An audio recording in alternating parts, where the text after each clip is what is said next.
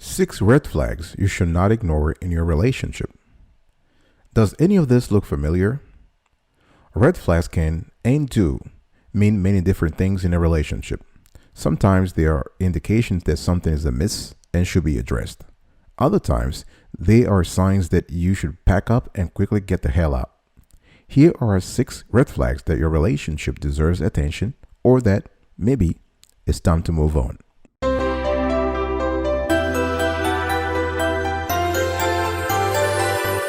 Welcome back, folks, to another edition of Sweetie Kiwi. We are having a conversation today around the 6 red flags you should not ignore in your relationship.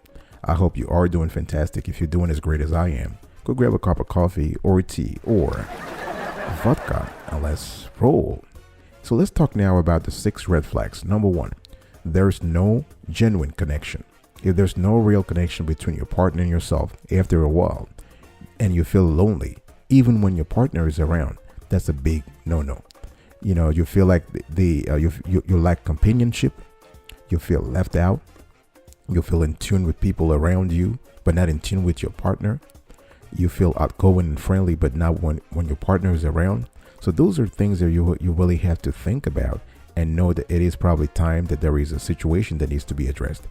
If there is no honest and close connection with your partner, and you start thinking about other people, you start making plans by yourself, or you start making plans while thinking of only you or other people, then you know something is happening here. And also, loneliness can come from several angles. For instance, if you feel like there are people you can turn to when you have a problem and you cannot talk to your partner, and you feel that those people are emotionally or maybe even physically closer to you, then you know there is a problem. And you want to move and address and have a conversation with your partner ASAP around that. Okay, now when it comes to connection, when it comes to closeness, when it comes to loneliness, these things do not develop overnight. They take time. So you want to go back and analyze over, say, 3 months or three weeks or 1 month, and see whether or not this is something just temporary, or this is more a new trend. Right, because depending upon the situation, you might need to address the problem differently. For instance, if this is a new trend, then you want to know the sources of it. Why has your partner all of a sudden distanced himself or herself from you? But if this is just something more temporary, in other words, you've seen this in the past, then you might want to address it with less urgency. All right. Number 2, the lack of sex is not addressed. Now, usually in relationships, when there is a problem, intimacy is one of the first few areas where you can feel it. So if you've been complaining to your partner about intimacy, not necessarily more intimacy, but more quality intimacy, and he or she is not responding to you, then you know something is amiss, right? You've stopped having sex and you aren't talking about it. When you bring it up, you get shut down, right? And this is where you start thinking, is he or she cheating on me or whatever? Now, when it comes to intimacy, let's just talk about intimacy through several angles here. A lot of times people think about the physical act only. But when it comes to sex, this is not just the physical act. You have a series of dimensions that get sucked into the whole act, the whole intercourse. Let's talk about those things very quickly. And the reason why I want to spend some time talking about them is that you want to understand, again, the root cause of the lethargy, the low drive, the low sex drive. So when it comes to intimacy, you have the first level, which is desire. So desire is part biology, part psychology, and often is as subtle as it is predictable, and takes shape differently in men and women. For men, arousal typically precedes desire, but for women, it's the opposite. So desire precedes arousal in response to physical intimacy, emotional connection, and an atmosphere free of distraction and everyday concerns. In other words, you want to be in the best mindset possible. All right. So when we talk about sex, we talk about desire, which is a combo of biology and psychology. In other words, it's something that has to do with the body and the mind. Now let's talk about arousal. What leads to arousal? The pleasure of sex arises from many factors, including the release of neurochemicals such as oxytocin and dopamine. And those hormones, those neurochemicals, they flood the system during orgasm, as well as the sense of connection communicated by touching, massaging, and cuddling. So when you talk about the lack of sex, you have to figure out whether you're talking about a lack of arousal, lack of desire, or any other lack. Another thing you want to talk about is that when it comes to relationship, sex does change over the lifespan. So sexual behavior changes over time as a reflection of many things, right? For example, age, experience, and one's relationship. So in the trajectory, I'll get it. The trajectory here of change may vary between men and women, right? Women may encounter difficulties in navigating cultural attitudes about sexual behavior and promiscuity as they first explore their sexuality. Now, you have to understand that age does bring confidence, but skills take time, and lack of communication is really bad for the relationship and especially on the intercourse aspect of things in the long run. On the other end, if you have that communication, you are able to talk about the issue, then you can enhance your sex life. The problem is not the situation itself. The problem is the refusal to talk about it, the refusal to address it, right? Young men often have concerns about performance, about the phallic size, the penis size, or the premature ejaculation, right? You also have anxiety, and anxiety is no friend to performance for either men and women. So men often experience challenges with arousal and erectile dysfunction as they age. What I'm trying to say here is that both partners, as they grow older, or even if they're young, they do have their own cluster of issues going on, and those issues are clouding their thoughts, are clouding their minds. Remember that intimacy is a hybrid process that lingers on the body and the mind. Okay, so according to research, couples tend to report that their sex life is most robust when they are in their 30s and 40s, but intimacy is often mostly and deeply rewarding for older partners. Also, it's all about finding that chemistry, right? People can enjoy satisfying sex throughout the lifespan if they make adjustment for the many changes that time brings, not only emotionally, physiologically, and psychologically. This can mean relying less on penetration, on penile penetration, and more on massage, cuddling, body touching, and oral sex. I'll be right back right after this. Don't go anywhere. Welcome back, folks, to another edition of Sweetie Kiwi. I'm very happy to have you today, and I really hope that you're having fun with this conversation we're having. We're talking today about 6 red flags you should not ignore in your relationship. If you just enjoy this show, if you love the clarity and quality of the show, please subscribe to our channel and turn on the notification bell. I'll surely appreciate that. Comment below, share your information, share your content with us, and like this content. Now let's move on to number 3. Red flag number 3. There are more false promises. Now, you've told your partner what you need, and they have agreed to meet your needs, but they have not taken any action. So whenever you bring anything up, they blame you for being a nag instead of taking responsibility, right? Taking responsibility for continuing to let you down. Now, false promises come in several ways. For example, your partner forgets important dates.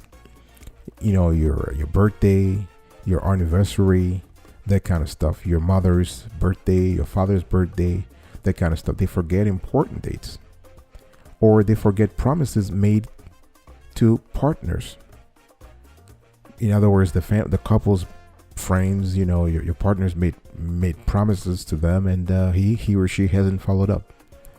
Another way that really shows false promises is that if the partner forgets key things that matter to a partner. For example, if your partner forgets key elements of your life or key things that matter to you. For example, you love pizza, or you love mozzarella, or you love cheesecake, and he or she doesn't remember those little things. It's sometimes the little things that matter, the little things that create the big occasions.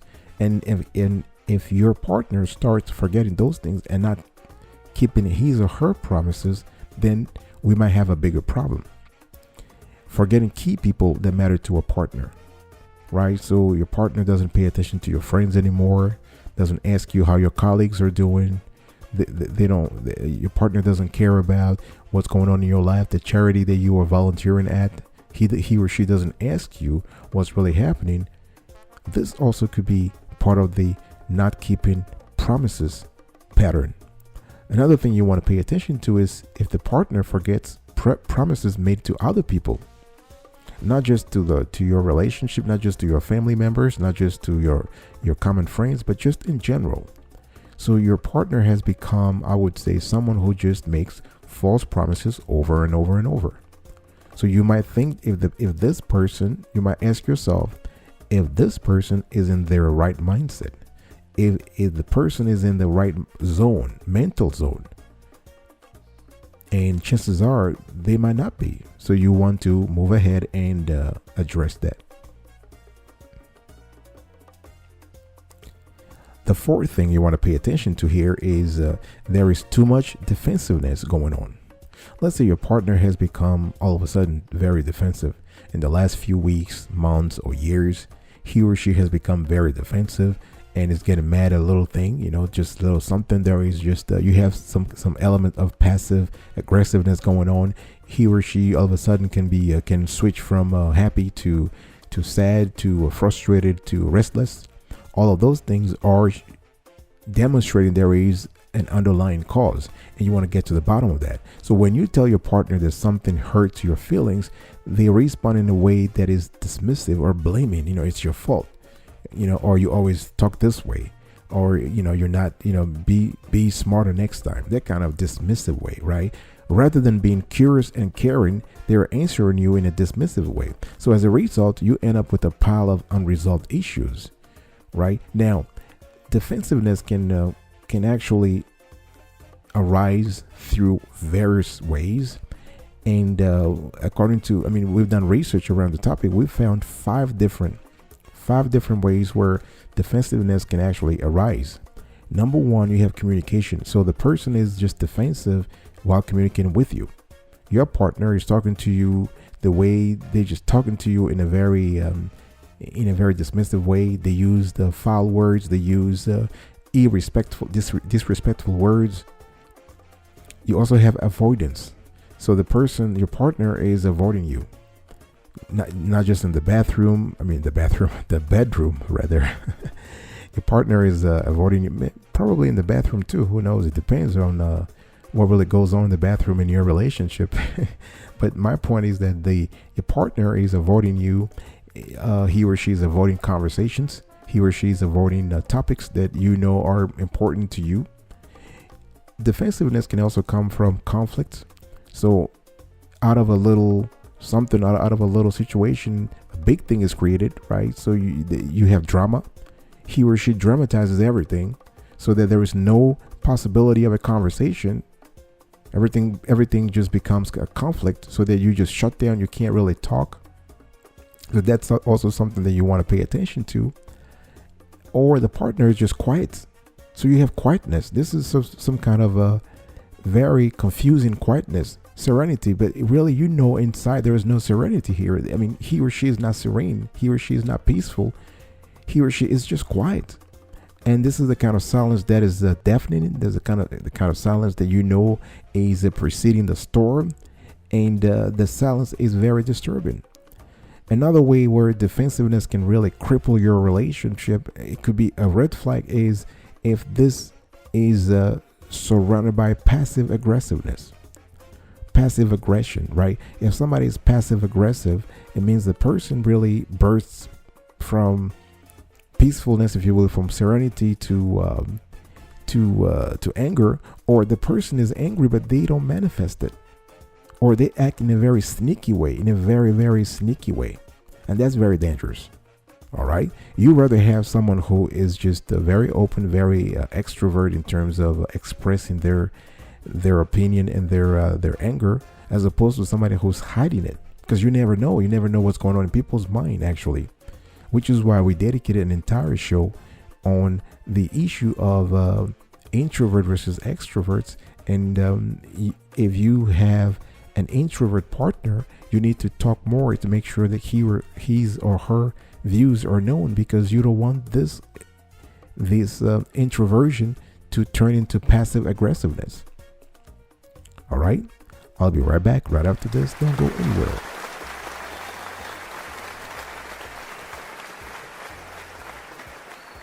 Welcome back, folks, to another edition of Sweetie Kiwa. We're also having a conversation today around 6 red flags you should not ignore in your relationship. I've already given you 4 red flags. Now let's move on to number 5. You start imagining your life differently. Once you get to the point where you're visualizing your life differently, you are imagining, you're dreaming, you're thinking of, you're having plan B, plan C, plan D, plan E, all the way to plan Z, you know there is a problem. Now, imagining your life differently happens in various ways. It happens through your dreams.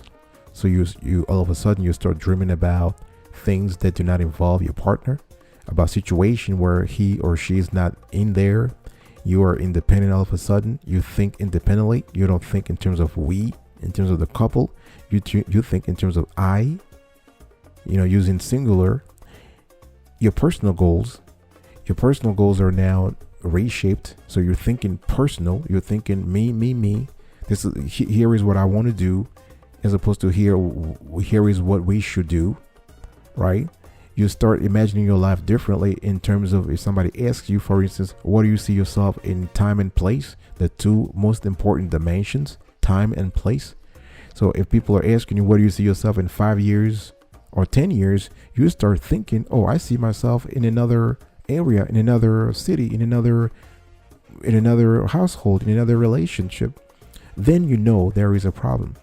Or for instance, if your values have changed, if your passions have changed, if your interests have changed, folks, this is very important, because imagination is the source of reality.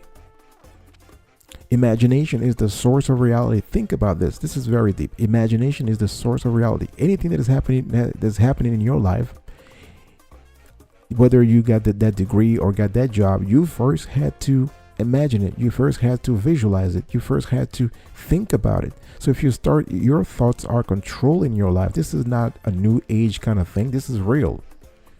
So if you having positive thoughts, you are attracting positivity into your life. And if you have negative thoughts, guess what? You are drawing negativity into your life. Similarly, if you are imagining a life where your partner does not exist, chances are very soon, very quickly, their reality will catch up to you and to your relationship. So it is a red flag if you start imagining your life differently. Number 6, red flag number 6. If you've lost respect, if you stop feeling respect for your partner, and you notice that a lot of judgment and resentment towards your partner, if you are too angry to try to talk to your partner, you don't expect the conversation will lead anywhere anyway, or if you cannot relate to one or more of those, the thing here is that if you see one of this and you know that something is going to happen, it means that something is happening indeed.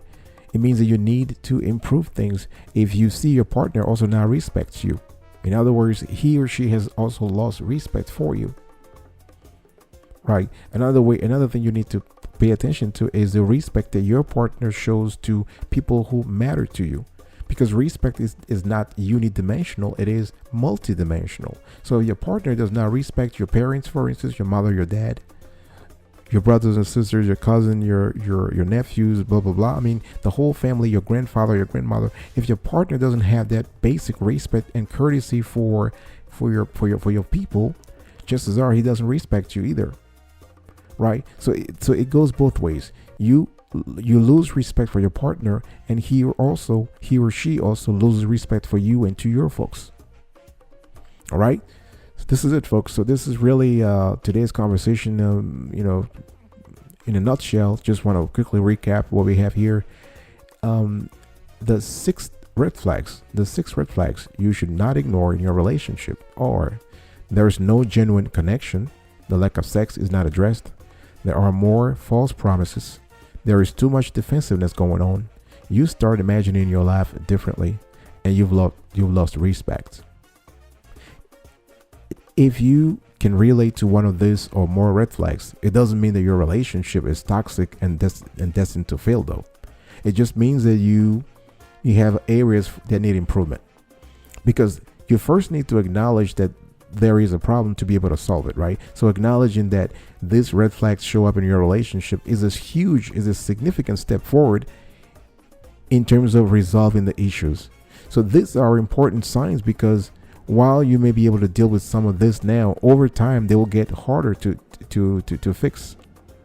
All right, I will talk to you another time. And another pro tip you need to think about is, if you have children together or from another relationship, you want to see how your partner is treating those children. This could also be a sign. This could also be a flag, a warning sign that something is really happening here. All right, I will talk to you next time. But until then, remember, stay marvelous.